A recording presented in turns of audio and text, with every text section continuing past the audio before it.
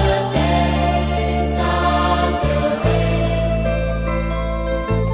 Je vois ton amour si grand pour moi.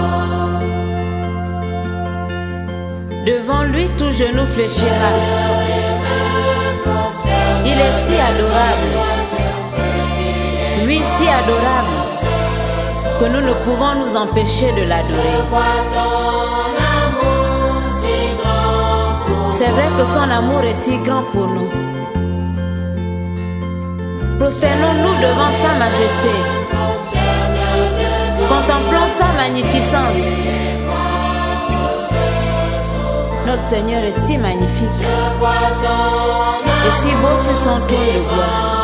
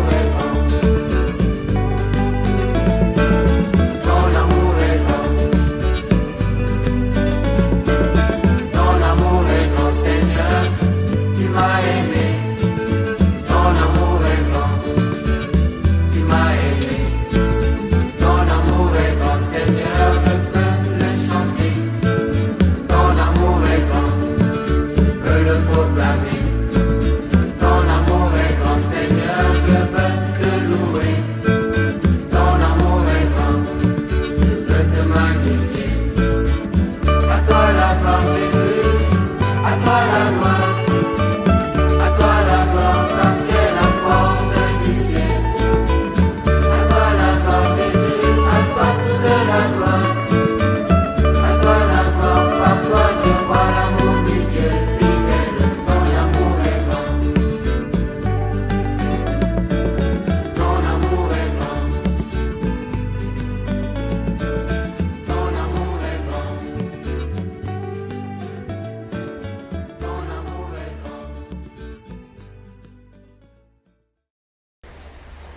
Frères et sœurs, bonjour. Comme prévu, je vous l'avais dit dimanche dernier, ce matin, nous continuons avec le même thème. Mais nous allons parler ce matin de la relation qu'il y a entre l'élection et la foi. Plus précisément, de la foi comme un signe de l'élection. J'ai tenu donc en introduction ces deux messages que j'avais à cœur, c'est-à-dire la foi comme signe de l'élection et la sanctification comme un autre signe de l'élection. Je voulais d'abord faire le point. C'est vrai qu'on peut davantage creuser le sujet, mais nous avons vu un grand nombre de passages qui affirment cette réalité. Nous pouvons avoir des sentiments contraires, mais la relation avec Dieu n'est pas une affaire de sentiments, c'est la parole de Dieu. Dieu est sage et il sait ce qu'il fait. On ne peut pas s'imaginer que Dieu soit ignorant de... Voilà. Que Jésus soit venu. Dieu ait payé le prix qu'il a payé en ignorant ce qu'il fait. Alors ce matin, nous allons voir la foi comme un signe de l'élection. Nous sommes sauvés par grâce au moyen de la foi. Voilà ce que la Bible nous dit. Disons Éphésiens chapitre 2, le verset 8. Il dit, car c'est par grâce que vous êtes sauvés par le moyen de la foi. Et cela ne vient pas de vous, c'est le don de Dieu. C'est le don de Dieu. Le salut, c'est le don de Dieu. Donc, ça veut dire donner par Dieu. La Bible nous enseigne aussi, elle nous dit que sans la foi, nul ne peut être agréable à Dieu. Hébreux chapitre 11, je crois que c'est le verset 6. Or, sans la foi, il est impossible de lui être agréable. Car il faut que celui qui s'approche de Dieu croit que Dieu existe et qu'il est le rémunérateur de ceux qui le cherchent. La foi est donc le moyen par lequel nous sommes sauvés. Et aussi celui qui permet de demeurer agréable à Dieu. Si la foi était un exploit humain, un exploit réalisé par l'homme, le salut, on est bien d'accord, serait un mérite.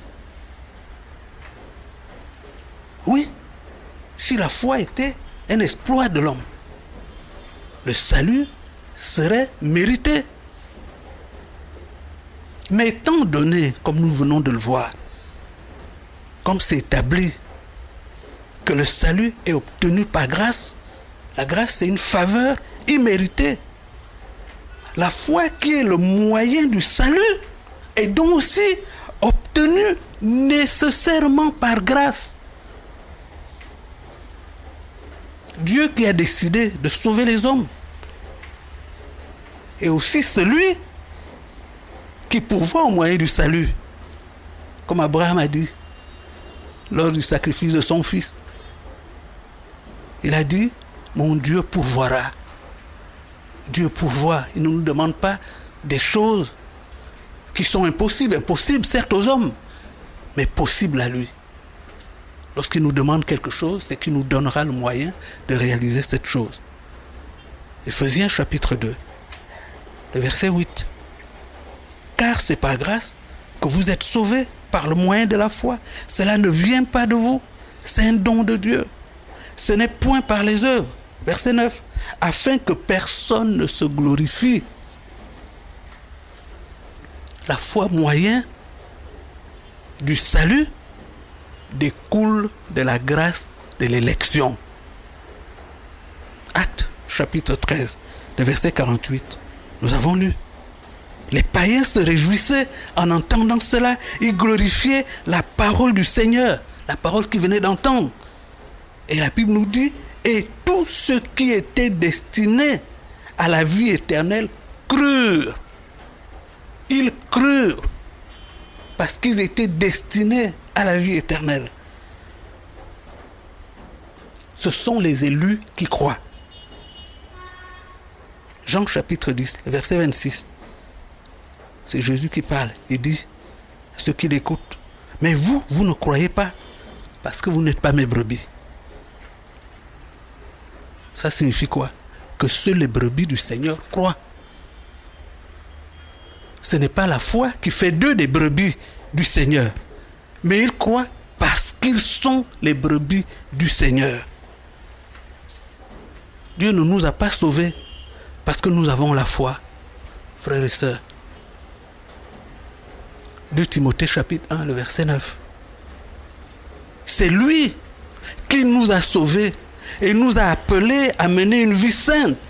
Et s'il a fait, ce n'est pas à cause de ce que nous avons fait, mais bien parce qu'il en avait librement décidé ainsi, à cause de sa grâce. Cette grâce, il nous l'a donnée de toute éternité en Jésus-Christ.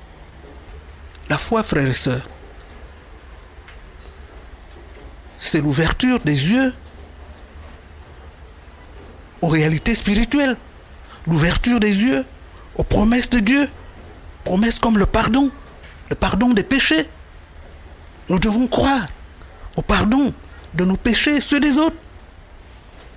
Mais c'est Dieu qui ouvre les yeux de ses enfants à ces réalités spirituelles. C'est Dieu qui donne la foi. C'est lui qui ouvre les yeux.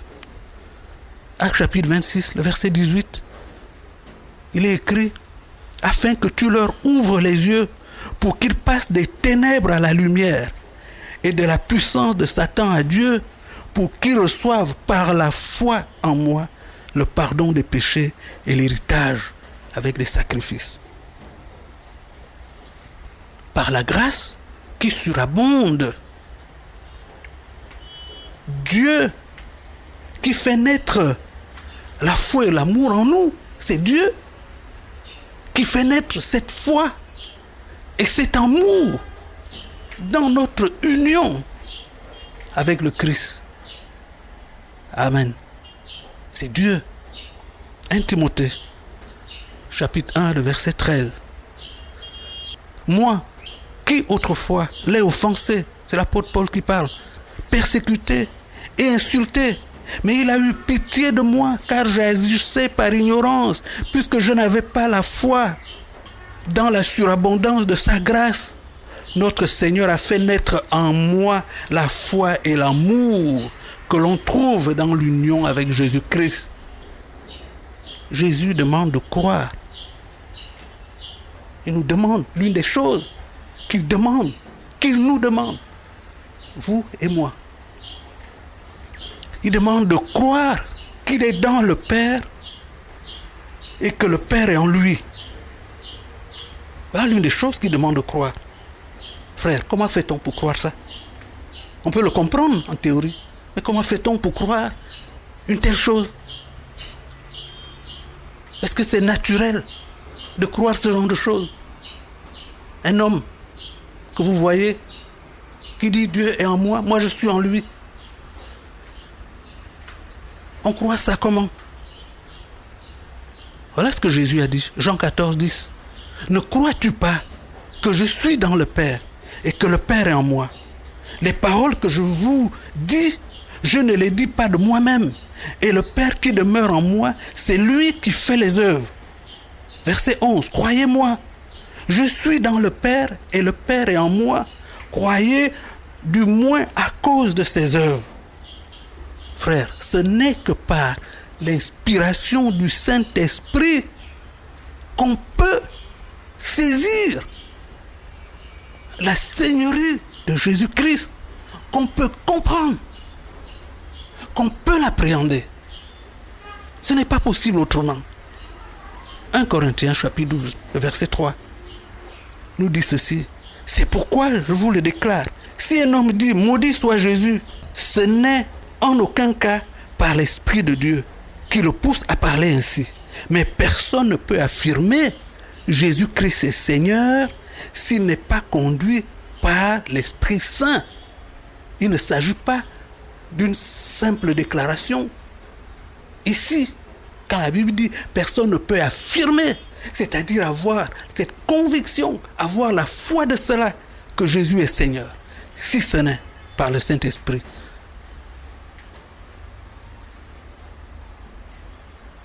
Parce que Jésus lui-même a dit, lorsqu'il a parlé de cette promesse du Saint-Esprit qui surviendra sur nous, il a dit ceci, Jean 16, 14, en parlant du Saint-Esprit, il me glorifiera, parce qu'il prendra ce qui est à moi et vous l'annoncera. Sans le Saint-Esprit, la parole de Dieu demeure théorique. Ça demeure des mots. Ça demeure des concepts intellectuels, mais sans prise avec notre réalité. Nous avons besoin de vivre la réalité du ciel, la réalité d'une relation avec Dieu. Bien entendu, si la compréhension de la parole de Dieu est théorique, mais la foi demeure théorique. Parce qu'il est écrit que la foi vient de ce qu'on entend, ce qu'on comprend de la parole de Dieu. Mais nous voyons que la foi est un don de Dieu. Et dans certaines circonstances, ça peut être un don spécial pour accomplir des miracles. 1 Corinthiens chapitre 12, le verset 8 dit « En effet, à l'un est donné par l'Esprit une parole de sagesse, à un autre une parole de connaissance, selon le même Esprit. » Verset 9 « À un autre la foi par le même Esprit, à un autre le don des guérisons par le même Esprit, à un autre le don d'opérer des miracles, à un autre la prophétie, à un autre le discernement des esprits, à un autre la diversité des langues, à un autre l'interprétation des langues. Un seul et même esprit opère toutes ces choses, les distribuant à chacun en particulier comme il veut. » Encore là, la volonté de Dieu dans le cas de ces dons spéciaux. Donc la foi peut être un don spécial. Mais la foi, même simple, est un don de Dieu pour comprendre les choses spirituelles. C'est l'Esprit de Dieu qui donne la foi pour connaître Jésus et qui donne parfois une foi spéciale pour accomplir un miracle. Dieu distribue ses dons comme il veut, frères et sœurs. Nous avons vu que ce n'est pas arbitraire, parce que Dieu est sage. Il ne fait pas des choses à l'aveugle. C'est sa volonté qu'il exécute. La foi est donc bien un signe de l'élection et non la cause ou la condition. Si vous comprenez vraiment ce que signifie que Jésus est dans le Père et que le Père est en lui, frères et sœurs, si vous le comprenez, si vous comprenez par cela que Jésus, par Jésus, le Fils de Dieu est venu en chair et qu'en tout instant, il était entièrement homme et entièrement Dieu. Non pas une parcelle de Dieu, mais entièrement homme et entièrement Dieu. Si vous comprenez cela, si vous comprenez que c'est lui, Jésus, qui est Dieu, et qui a décidé de ne pas chercher à être l'égal de Dieu, si vous comprenez cela, si vous comprenez que c'est véritablement Dieu qui est venu à travers Jésus-Christ habiter parmi les hommes pour se rendre solidaire, ressentir ce qu'il ressent pour vivre le sort des hommes et porter l'opprobre des hommes. Si vous comprenez cela, si vous comprenez qu'à la croix, il s'est passé la chose la plus horrible, la plus inimaginable, la chose la plus mystérieuse de tous les temps. Dieu le Père abandonnant Dieu le Fils. C'est-à-dire Dieu abandonnant Dieu jusqu'à la mort de la croix. Si vous comprenez cela, si vous comprenez qu'à cet instant précis, à la croix, le Père et le Saint-Esprit sont demeurés silencieux dans le sacrifice d'amour du Fils à la croix. Si vous comprenez cela, comme il est écrit dans le livre de Sophonie, il gardera le silence dans son amour. Nous allons lire Sophonie chapitre 3, le verset 17. L'Éternel ton Dieu est au milieu de toi comme un héros qui sauve. Il fera de toi sa plus grande joie. Il gardera le silence dans son amour. Il aura pour toi des transports d'allégresse. Si vous comprenez qu'à ce moment-là, Dieu a gardé le silence pendant que Dieu était à la croix. Tout ça pour toi. Pour venir te chercher, pour venir me chercher dans le trou noir où tu étais, où j'étais, dans la malédiction, dans la mort où nous étions. Pour nous sauver, pour réaliser son amour et sa compassion envers nous, sans pour autant se détacher de sa justice, afin de nous justifier en accomplissant la justice de Dieu. Si tu comprends cela, alors frère, je vais te dire ce matin, c'est le signe que tu es un élu. Vous êtes élu, monsieur, madame, mon frère, ma soeur, parce qu'il t'a été donné de comprendre des choses qu'il n'est pas donné à tout le monde, qui n'est pas donné à tous les autres. C'est un miracle. Matthieu chapitre 13, le verset 11. Jésus leur dit, parce qu'il vous a été donné de connaître les mystères du royaume des cieux, et que cela ne leur a pas été donné. Jésus a dit que personne ne peut venir à lui si cela ne vient pas du Père. Jean chapitre 6, le verset 65. Et il ajouta, c'est pourquoi je vous le dis, que nul ne peut venir à moi si cela ne lui a pas été donné par le Père. Ajoutons aussi 2 Timothée, chapitre 1, à partir du verset 5. Le verset 5, parole de l'apôtre Paul. Il s'adresse à Timothée. Il lui dit, je garde le souvenir de ta foi sincère. Cette foi qui se trouvait déjà chez ta grand-mère, Loïs, et ta mère, Eunice. À présent, elle habite aussi en toi, j'en suis pleinement convaincu. L'apôtre Paul s'adressait ici à Timothée. Il lui dit qu'il garde le souvenir de sa foi sincère, qui manifestement était un héritage maternel, mère, grand-mère, mère. Mais ça ne signifie pas, frères et sœurs, que la foi est transmise automatiquement comme on transmettrait un héritage matériel, une maison, une voiture ou tout autre objet matériel. Je sais, et nous pouvons le remarquer, on le voit parfois, certains enfants d'anciens, de pasteurs, de serviteurs de Dieu, comme on dit, ont l'impression qu'ils ont été conditionnés. Et on entend parfois certains dire qu'ils veulent tenter leur propre expérience pour être rassurés. Et c'est souvent très dommageable parce que la plupart du temps, lorsqu'ils reviennent, c'est souvent un peu comme le fils prodigue en lambeaux. Mais on n'a pas besoin de passer. Il n'est pas nécessaire de passer par de tels dégâts. Parce qu'en réalité, ce n'est pas un conditionnement, il y a une promesse biblique pour les enfants et tout autre héritier naturel. Il y a une promesse par rapport à la foi des ancêtres.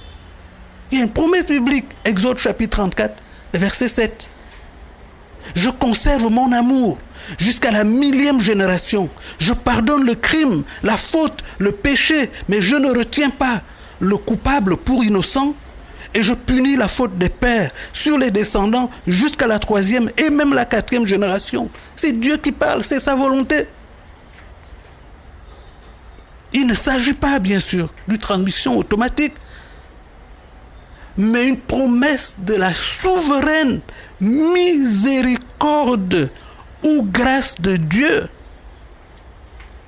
que les enfants de ceux qui craignent Dieu, je vais dire, ont un avantage, je dirais, électif, important. Je ne sais pas comment dire ça autrement, c'est une réalité. Chers enfants, vous n'avez donc pas à avoir des complexes en pensant que votre foi est un conditionnement. Si vous avez eu la grâce de naître dans une famille, un pays où vos dévanciers ont servi Dieu,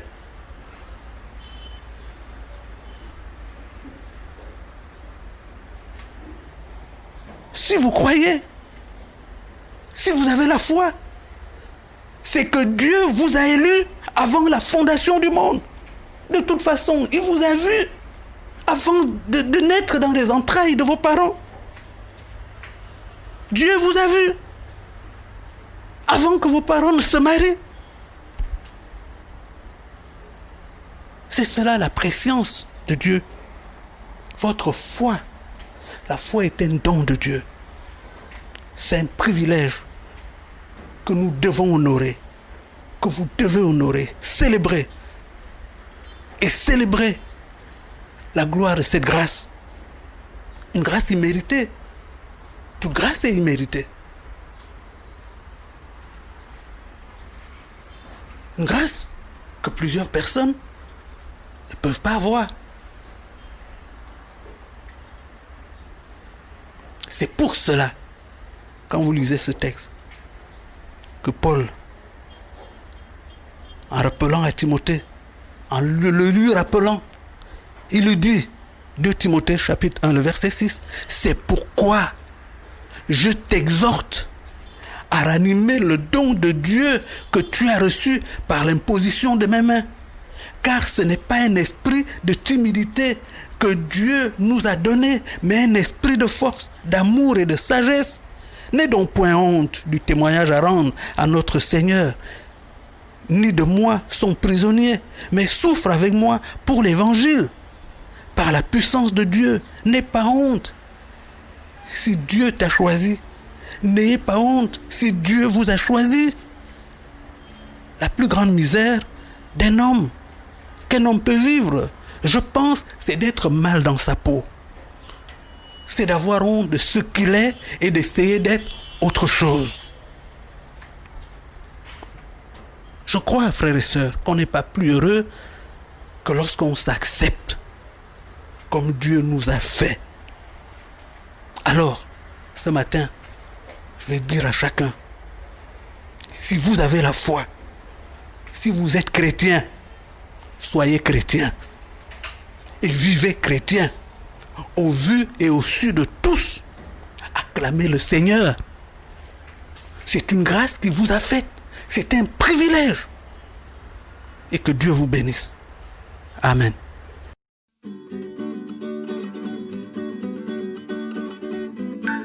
En Jésus, nous avons la vie éternelle, n'est-ce pas? Alors disons-lui toute notre reconnaissance. Louons le Dieu de notre salut. Célébrons-le de tout notre cœur. Je veux dire merci au Seigneur. Je veux dire merci de tout cœur. Je veux dire merci au Seigneur, au Père aussi parfait, sans oublier un moment, un seul de ses bienfaits. Je veux dire merci au Seigneur, au Père aussi parfait, sans oublier un moment, un seul de ses bienfaits. C'est lui qui pardonne toutes mes iniquités, c'est lui qui guérit toutes mes maladies, c'est lui qui me